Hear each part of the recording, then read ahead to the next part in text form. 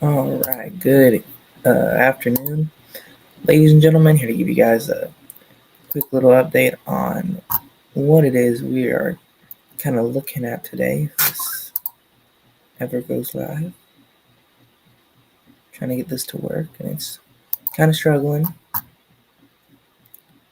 but it will go live. And that should be it. Yep, there it goes. It is yeah, there we go. It's going live. Awesome. So now that we got that fixed, I do apologize. I do not have much of a voice this morning, as we can probably all tell. Excuse me. So, kind of what we're looking at today is a level 3 out of 5 risk for some of our northern parts of the state. Pretty much Stillwater North is where we're kind of seeing the best chance for some severe weather to unfold here, and then as well south of there to about the Dallas Metroplex area, we're looking at level 2 out of 5. So, what we're kind of looking at is it definitely appears that storms, so severe weather is imminent, along with the chance for an isolated tornado that could be potentially strong to violent, especially in our enhanced area up here. So, kind of, we're looking at the summary. It says severe thunderstorms capable of producing scattered large hail, numerous damaging wind gusts, and a few tornadoes are expected today into tonight across the middle Missouri Valley and central/southern plains, including parts of eastern Kansas and Oklahoma into Missouri and the vicinity. So kind of go down a little bit more. Let's see. Kind of the summary for Southeast Texas here is there's some potential that a few strong to potentially rotating thunderstorms could materialize today across the region within a very moist, confluent low-level flow. This would be as the low-level lapse rates. I'm not going to read that. So pretty much for Southeast Texas, some things, some more discrete supercells could fire. It's kind of what we're looking at there. So this is what I will read. It says convective initiation may be delayed until around 00Z. So that's kind of about the time that we start to see things unfold. It's saying that hey, this could be delayed a little bit. They might not go up till maybe an hour later. Or later across central/eastern Oklahoma, but potential for discrete supercells may be a bit better across this region given the dry line as the initiation boundary. Initiation is what sparks our storms. So what we need storms to get going, whenever we say initiate, think of it as, let's see, loaded gun. You load that gun, pop, they go. Simple as that. That's kind of what we're watching. Initiation, excuse me. It'll start, and then boom, we'll just start firing off. Initiation boundary is somewhat less large scale. Ascent with developed and will be sustained will likely be a supercellular for at least as it occurs along the cold front. A threat for large hail and tornadoes will exist with any supercell before the damaging wind threat increases as the convective modes become linear. So kind of what we're looking at again is what we call linear events. So these storms are going to start off discrete by themselves, and then they'll kind of go into a whole line of them. Now, tornado-wise, there is a 10 hatched for kind of north of the OKC metro, up into Kansas there, the Kansas-Nebraska border.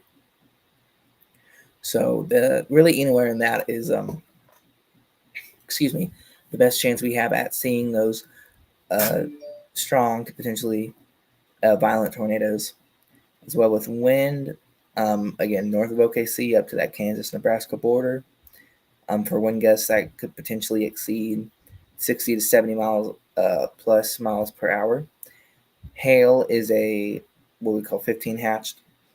In the OKC metro area up to about the Wichita, Kansas areas, we're kind of watching the potential for large hail there. And then let's see. So kind of jumping over to kind of take a look at what our models are showing us. Storms will start off by forming in Kansas, and most models are in agreement that we'll see some storms kind of pop up. Let's see if we can bring this down a little bit.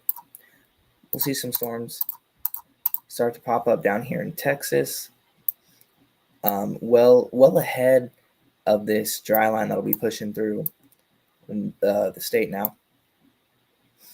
Now, if we just continue on, we can see a lot of these start off as discrete cells like we were talking about earlier. You can see they start off discrete, but they kind of start to form this line right here. And slowly this line organizes and eventually becomes just a full-scale line of storms right here, as we can see. So again, we're kind of looking at what will most likely be a line of storms. And whenever we get this line to form and kind of start going through, most likely what we're going to see would be called, just got distracted. Whenever this line goes up, what we're going to see is an increasing threat in our damaging winds. As this kind of goes what we call linear, it's going to the tornado threat's going to dwindle out. But there is still that possibility for those brief QLCS tornadoes. QLCS stands for quasi-linear convective system. But so kind of what we're looking at here is as these storms become more pushed together and almost more organized per se, that tornado threat's going to go down, but that damaging wind threat's going to increase. And so, but like starting off as these storms slowly start to fire, and there's discrete cells popping up in eastern Oklahoma and the Oklahoma-Texas border, and even kind of around that Cache County to Stevens County area. We can see these cells kind of slowly start to fire off. But so whenever they're more like this and they're unorganized and they're kind of just scattered about, and they're all these individual cells, meaning it's only these specific cells are taking this environment in. And so here, let me mute this. And so that's kind of what we're looking at. But so as these cells kind of start off more spread out, more robust, more kind of numerous, is when they have the chance to take those supercellular, those supercell type forms, which is kind of what we got to watch out here. Which is what we got to watch out for, because supercells, those are our rotating thunderstorms.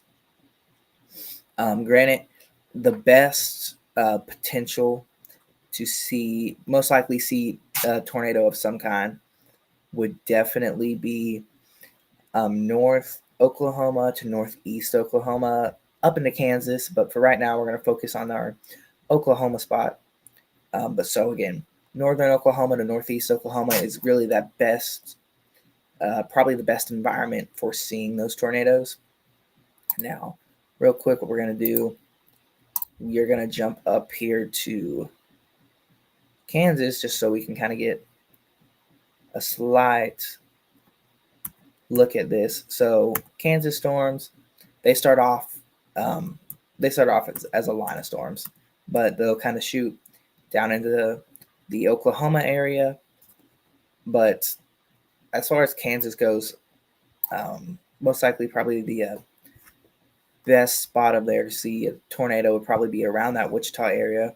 That's currently where Reed Timmer is heading. It's that Wichita, Kansas area. Now, again, we are still watching these. There's still a lot of factors that need to play out, and there's still a lot of factors that are currently unfolding there. Let's see if we can get this to work. So as these factors unfold, we'll be here. We'll be watching. If you have any questions, we have, the severe weather chats in our group. Feel free to throw them in there. But so again, we're kind of expecting these storms central Oklahoma, most likely 7 to 11, 7 p.m. to 11 p.m., and then along with northern and eastern Oklahoma, along with northeast Oklahoma, most likely would probably be 8 p.m. through about, 10 p.m. through about 3 a.m. for these storms. It's kind of what we're watching, what we are seeing. We do have trackers that are out and about today. Sure, we will throw some of their stuff up here on our stream. But again, we'll be live whenever the severe weather kind